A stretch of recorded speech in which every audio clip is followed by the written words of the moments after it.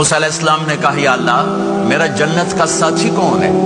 اللہ تعالیٰ نے کہا فلاں قصائی، یہ گوشت بیچنے والے۔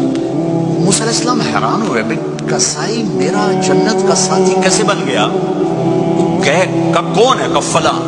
وہ گئے تو ایک قصائی، قصائیوں کی دکانیں، گوشت، بیٹھا چوکڑی مار کے گوشت بیچ رہا ہے۔ جب وہ فارغ ہوا ایک گوشت کا ٹکڑا اس نے تھیلے میں ڈالا اور کھا۔ موسیٰ علیہ السلام بھی پیچھے، کہنے کہ میں آ جاؤں؟ کہا آ جاؤ۔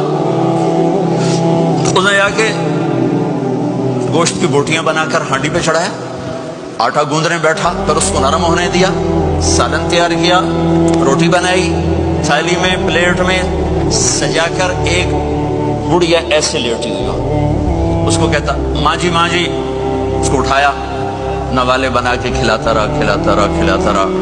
اس کہ ہوں میری بات، اس نے منہ صاف کیا، اس کو لٹایا، وہ کچھ بولی، کچھ بڑائی۔ موسیٰ علیہ السلام دور کھڑے تھے، کہنے لگے بھائی کون ہے یہ؟ تو میری ماں ہے۔ یہ کیا کہہ رہی تھی؟